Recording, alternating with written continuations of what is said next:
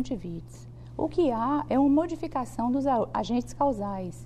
Os vírus, frequentemente, são muitos tipos, vários subtipos, e de um ano para outro, pode ser um outro subtipo, o que dificulta com relação à imunização do paciente. Então, o novo vírus que está acontecendo, que está No momento, agora? o que tem sido mais frequente é um Coxsackie vírus. É um vírus que não tem tido tanto contato nos últimos anos com a população em termos de conjuntivite. E isso faz com que o processo seja mais contagioso, ou seja, tem menos gente imunizada. Além dos vírus, existem as conjuntivites também por bactérias, por fungos, causadas por agentes tóxicos, alguma coisa que caiu no olho, por exemplo. Então, são diversas. E o que a gente não pode é se automedicar, doutora, de jeito nenhum. Falando do jeito que o povo fala, né? Como é que se pega conjuntivite? A gente perguntou aí, será que um aperto de mão passa ou não? Pode até passar, Ricardo. O pior é isso. Na verdade, isso vai depender também do fator imunidade daquela pessoa que está sendo candidata ao contágio. Existe essa possibilidade porque se a imunidade daquela pessoa estiver menor naquele momento do aperto de mão e a outra pessoa estiver em fase de contaminação, o que pode ocorrer? Antes até dos sintomas estarem presentes, ou seja, eu posso estar aqui sendo um agente de contaminação da conjuntivite. Embora meus olhos estejam claros, limpos, sem secreção, sem lacrimejamento, sem inchaço, sem nenhum daqueles sinais e sintomas que são típicos. Mas um aviso que também é importante, nem todo olho vermelho, nem toda pálpebra inchada é conjuntivite. Então, daí um enorme risco que a população tem ao se automedicar, porque um conhecido, um amigo, um vizinho teve conjuntivite e usou tal colírio.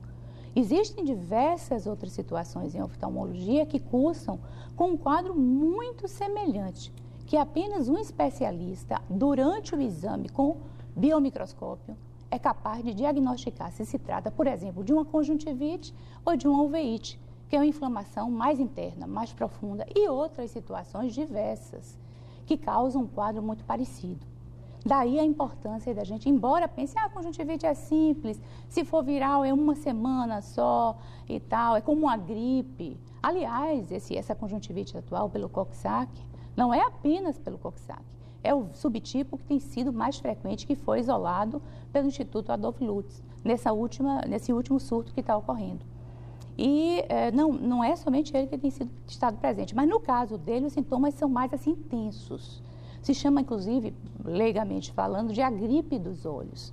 São aqueles olhos extremamente lacrimosos, úmidos, uma quantidade de secreção aquosa grande, um edema palpebral significativo, aquela pálpebra inchada, pesada, a sensação de areia nos olhos, muito desconfortável, inclusive com hemorragias subconjuntivais. E esse vírus tem um ciclo de 7 a 10 dias. A gente tem, inclusive, aqui uma imagem, só para a explicar direito para a gente, onde é que a conjuntivite age aí nessa parte aqui da visão? Quer eu me levantar? Né? Melhor? Isso. Pode ficar aqui mesmo. Ficar aqui? Isso, que parte que age aqui? Na verdade, a gente está vendo ali a córnea. A córnea está... A senhora tem lá para ver, mostrar direitinho? Eu acho que fica mais fácil, né? Porque não tem um apontador aqui. Aqui é a córnea. Na verdade, a córnea vem a ser o vidro de relógio do olho. Então, a córnea é uma membrana transparente que se situa diante do colorido do olho. O colorido do olho é o que a gente chama de íris, é o marrom, o azul, o verde. Aqui, no caso da gente, parte central aí. É a parte central. Toda essa parte central em torno da menina do olho, em torno da pupila, do preto do olho. Então, a lente que fica diante chama-se córnea. É uma membrana transparente que não tem vasos, mas a conjuntiva é a área que está sendo tratada aqui. É esse vermelho intenso, cheio de vasos, que fica inchado no período da conjuntivite. Então, como essa membrana transparente incha, o fechamento palpebral, o piscar natural dos olhos, se torna incômodo, extremamente incômodo. É como se a gente tivesse enchido os olhos de areia e tentasse piscar. Além disso, por todo esse quadro inflamatório, as pálpebras também incham, tanto a pálpebra superior como a pálpebra inferior. E o paciente fica extremamente desconfortável, fica praticamente incapacitado do trabalho. Essa parte, então, ao redor... A parte ao redor vem a ser a conjuntiva. Incha essa parte externa, incha a pálpebra superior, incha a pálpebra inferior, e a parte interna, se a gente puder tracionar para examinar, também está cheia de alterações. É a parte da conjuntiva interna. Então, é necessário realmente que o trabalhador se afaste. Além dele ficar extremamente incomodado, ele vai ser um fator de contágio. Então, e até que ponto a conjuntivite é contagiosa? Né? Muita gente diz assim, vou ficar 3 dias só, a médica diz que eu posso ficar 3 dias isolado e a partir do 4º dia eu não passo mais conjuntivite. Isso é verdade ou não? Não, nesse quadro atual, o mais frequente tem sido um ciclo de 7 dias. Né? Mas isso requer um acompanhamento. O necessário é que você examine a pessoa antes, no começo dos sintomas, e em seguida marque o retorno dessa pessoa, para que você dê esse monitoramento e oriente qual o melhor momento para o retorno ao trabalho. Doutora, a senhora falou sobre os remédios e o cuidado que deve se ter com relação a eles, porque o que vale para uma pessoa nem sempre vale para outra. Sim, portanto, automedicação nunca, né? Jamais. Exatamente. E eu me lembro dos remédios caseiros, daquelas soluções domésticas que muitas pessoas recorrem, né? Funcionam ou não funcionam, doutora? O que é mito, o que é verdade nesse caso? Não, infelizmente, eles não funcionam. Seria muito prático e econômico, inclusive, né? Porque a maioria das pessoas recorre a chás, leite materno e outras secreções humanas mas é completamente desaconselhável, Ricardo. Porque muitas delas são extremamente irritantes. E podem agravar. E podem agravar o quadro. E existem conjuntivites que levam a graves complicações, inclusive corneanas. Existem conjuntivites, por exemplo, para vocês terem uma ideia, por adenovírus, que causam membranas na parte interna da conjuntiva, e essas membranas são extremamente dolorosas e difíceis, de difícil remoção para o médico, que precisa retirá-las. Então, existem quadros mais graves de conjuntivite, de ceratite decorrente de conjuntivite, que já vem a ser a inflamação da própria córnea. Então, não é uma coisa tão banal como se pensa. Porque muita gente tem a sensação de quando colocam algodão embebido com um chazinho, né, gelado aqui, dá um alívio. Dá um alívio. Na verdade, não é o chá que alivia. Na verdade, é a compressa fria que alivia em virtude do edema. Se há edema numa região, se há inchaço, a compressa fria vem a melhorar a situação. Uma compressa com soro fisiológico gelado diminui o desconforto, diminui o sintoma. Então, isso sim pode ajudar. Mas não precisa ser com chazinho.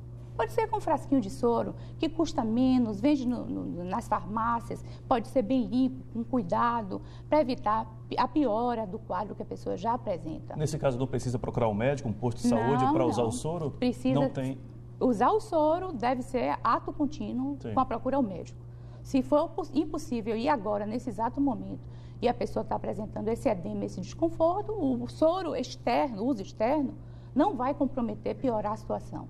Só vai ajudar, certo? Então, ela pode fazer ambas as coisas no mesmo momento. Nós falamos aqui no início do Jornal da Manhã sobre afastamento do trabalho, né? Isso. Auxílio-doença, enfim. É possível algum tipo de conjuntivite durar mais que 15 dias? Só lembrando ao trabalhador que até 15 dias não vai para o INSS. Até 15 dias vale a licença médica, né? É fornecida pelo médico. Até 15 dias você fica pela empresa. A partir dos 15 dias é que você vai para o INSS. Tem alguma conjuntivite que dure mais que 15 dias? É possível uma conjuntivite se complicar. A conjuntivite, o ciclo natural, não é usual isso acontecer. É bastante incomum.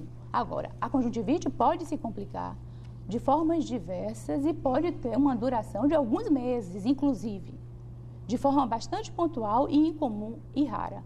Recentemente, eu tratei de um paciente, pós-operado por mim, de miopia, e ele apresentou um quadro desse.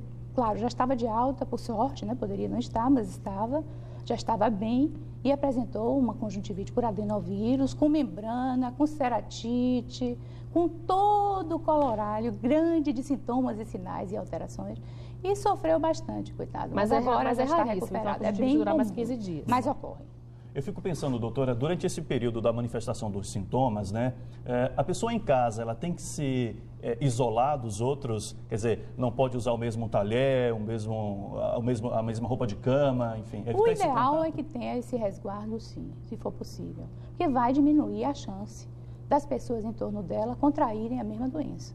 É desagradável, é muito difícil na prática a gente fazer isso, mas que vai diminuir a chance de contaminação, sim.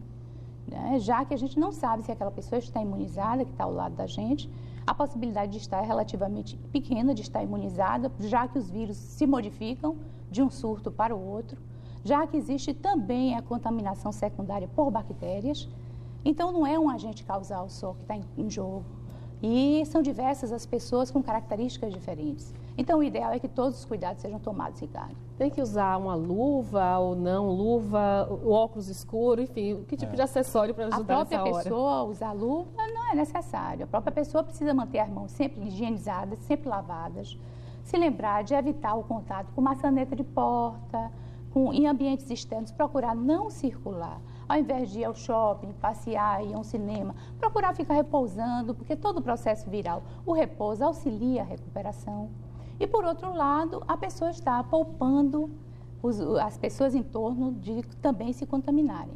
Então, manter as mãos higienizadas, manter contato com o médico, que siga a medicação prescrita, que retorne para a revisão na data prevista e procure aproveitar esses dias para se recuperar e repousar. Só isso. Muito obrigada pelas informações. Obrigado. Olha, lembrando, gente, que qualquer dúvida, vai no posto de saúde, o posto de saúde encaminha para os centros especializados, mas a gente também lembra que o IBOP, que é o Instituto Brasileiro de Oftalmologia e Prevenção da Cegueira, que fica na rua Pedro Lessa, no bairro do Canela, marca consultas através do telefone 160. Você pode marcar através do telefone 160 consultas simples. Muito obrigada pelas informações. Obrigada a vocês também. Um bom dia. Agora, olha só, mudando de assunto.